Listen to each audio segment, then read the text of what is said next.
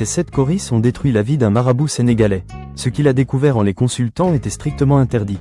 Et ce qui lui est arrivé après va vous glacer le sang. Dans la poussière du matin, un vieil homme en boubou blanc renverse une calebasse pleine de coris. 7 seulement restent alignés. Il lève les yeux et murmure, quand les 7 coris parlent, même la mort écoute. Une femme s'effondre en larmes à ses pieds. Ce jour-là, tout un village a compris que les 7 coris ne servent pas à prédire l'avenir mais à le payer. Le soleil se levait sur Endem, petit village du nord du Sénégal. La brume caressait les toits de chaume et les coqs annonçaient un jour différent. Devant sa case, Sérigné Babacar, vieil homme au regard grave, faisait glisser lentement 7 coris blancs entre ses doigts. 7, toujours 7. Jamais plus, jamais moins. Les enfants prétendaient qu'il parlait la nuit.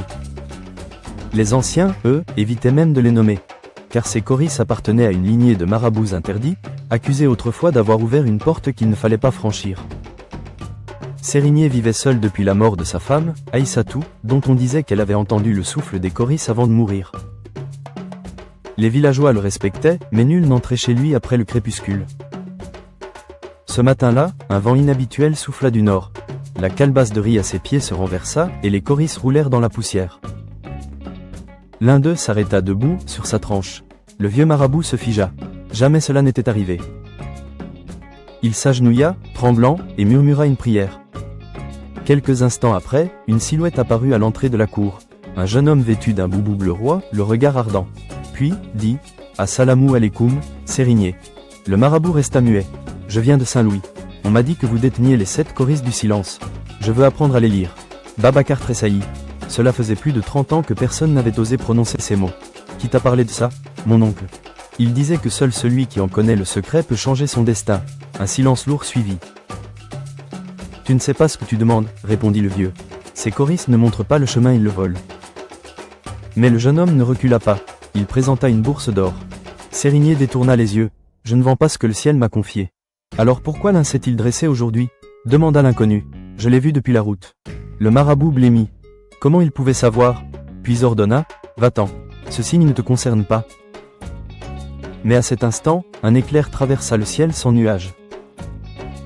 Les 7 coris tombèrent de même de sa main, formant un cercle parfait dans la poussière. Le vent s'arrêta, les oiseaux se turent. Sérigné leva la tête. « Alors c'est toi. » Le jeune homme recula, troublé. Le vieux serra son chapelet. Il avait juré de ne jamais reprendre le rituel ancestral, mais le destin venait d'en décider autrement. Le jeune homme s'appelait Moussa Diagne. 28 ans à peine, le visage durci par la vie. On disait qu'il avait quitté son village pour faire fortune à Dakar avant de tout perdre. Ses yeux reflétaient cette fin de ceux qui ont tout tenté, sauf l'humilité. Depuis des jours, il suivait les rumeurs d'un marabout capable de faire parler les coris. En voyant la case de Sérigné Babacar, il sut qu'il était arrivé là où son destin l'attendait. Au crépuscule, Moussa revint frapper à la porte. Sérigné ouvrit lentement. « Je t'avais dit de partir » grogna le marabout. « Et moi, je suis prêt à entendre. Même ce qui pourrait te détruire, surtout ça. » Ses yeux fatigués brillaient dans la lumière des braises. « Entre. Mais laisse ton or dehors. Les coris ne parlent pas à ceux qui paient. » Moussa entra. L'air sentait la cendre et l'encens. Des talismans pendaient du plafond, et au centre trônait une calebasse remplie d'eau. Sérigné posa les 7 coris et ferma les yeux. Il murmura ensuite, « Tu veux que le monde se souvienne de ton nom ?» Moussa sursauta. « Comment savez-vous ça ?» Le premier cori l'a dit.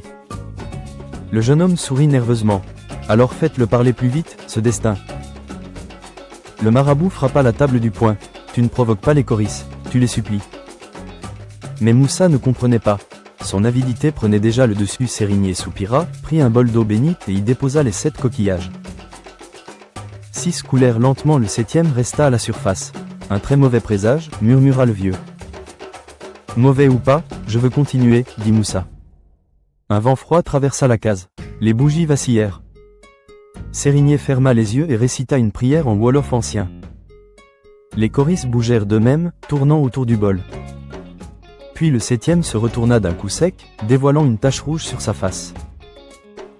Sérigné recula, le souffle court. Ce signe, il ne l'avait vu qu'une seule fois, la veille de la mort de sa femme. Le silence retomba, lourd, presque vivant. Moussa, fasciné, murmura, « C'est le signe du destin ?»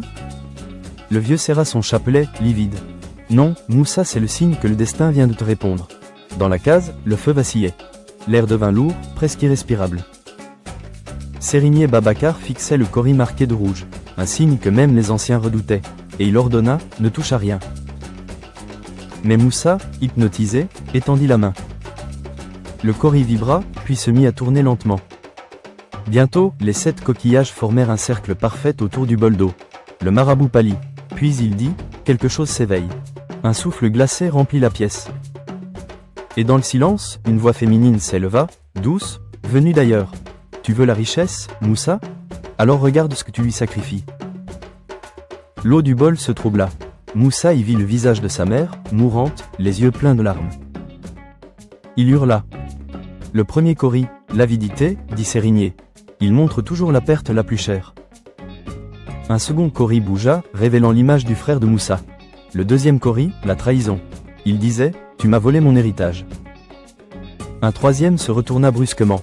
Un son sourd résonna, comme un tambour lointain. C'est le mépris des ancêtres, souffla le vieux.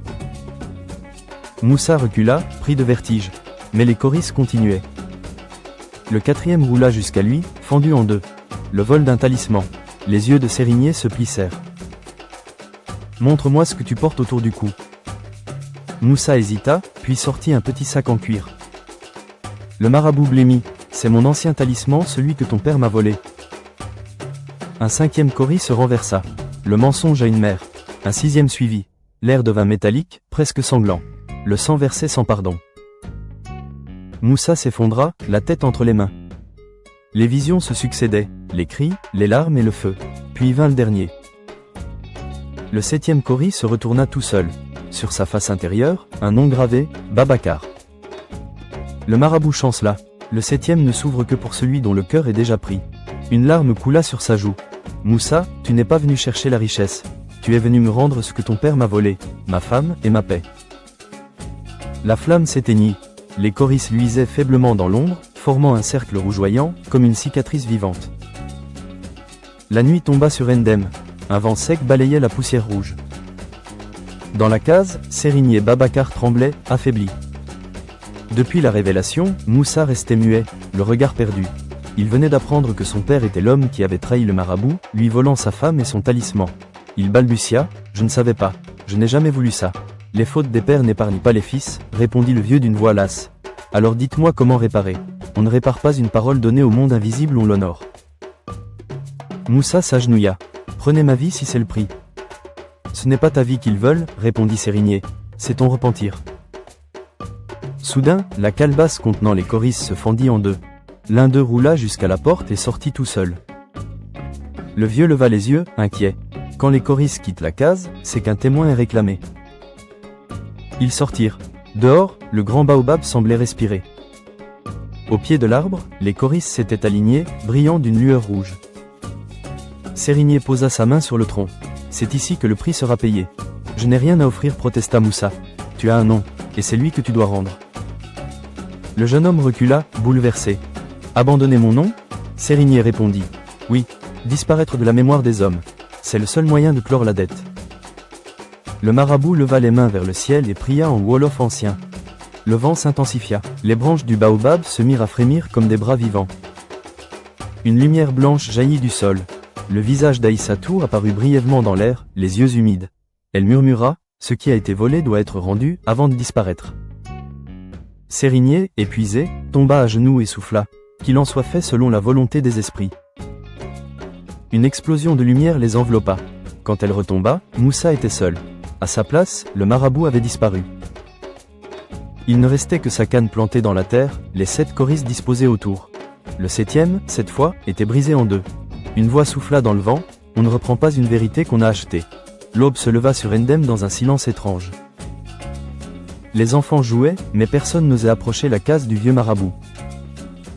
La porte était ouverte. À l'intérieur, le sol était couvert d'un cercle de cendres blanches. Et sur le mur, écrit au charbon, un seul mot, transmis. Personne ne revit Sérigné Babacar. Certains disaient qu'il avait été emporté par les esprits, d'autres qu'il avait marché vers le fleuve, vêtu de blanc, suivi d'oiseaux noirs. Quant à Moussa, il quitta le village le même soir, sans un mot, sans bagage. Il marcha des jours entiers à travers la savane, jusqu'à une petite ville côtière. Là, il changea désormais de nom, Karim.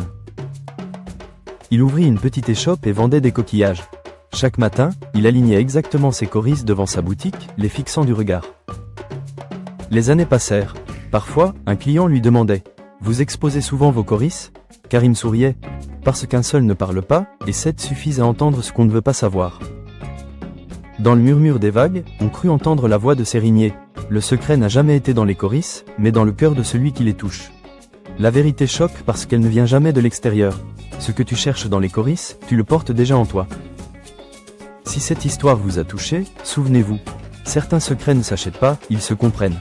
D'après vous, le destin se choisit ou se paye? J'aimerais lire vos avis dans les commentaires.